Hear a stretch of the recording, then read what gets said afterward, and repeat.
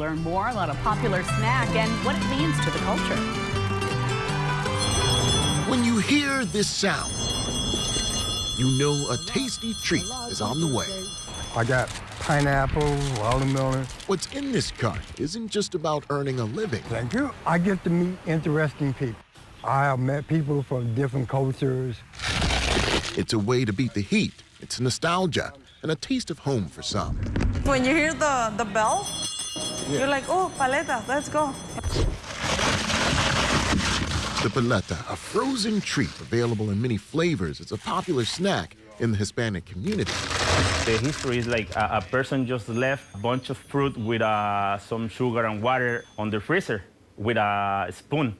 So after that, he creates a paleta. He was like, oh my God, this is good. Meet Rene Adan. He's the owner of Paleteria Yayo.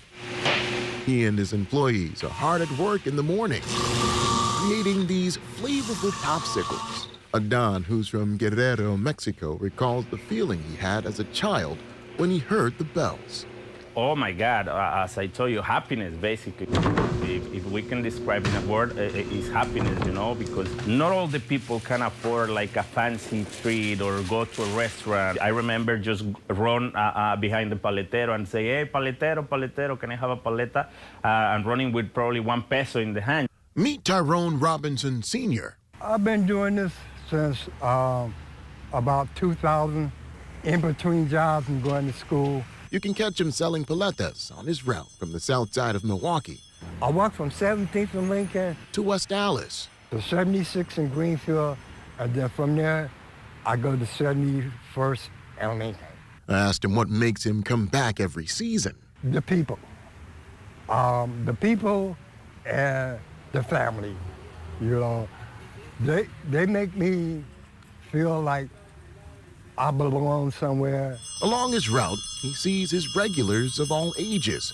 And when it comes to those familiar bells, he doesn't get tired of hearing them.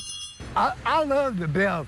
Sometimes I may not hear my phone or anything when people call me. Up the street at the intersection of South 66 and West Mitchell, Tyrone makes a stop at El Pastor. While serving Mexican cuisine here, the owners Godelia and Ricardo try not to miss the opportunity to get some paletas.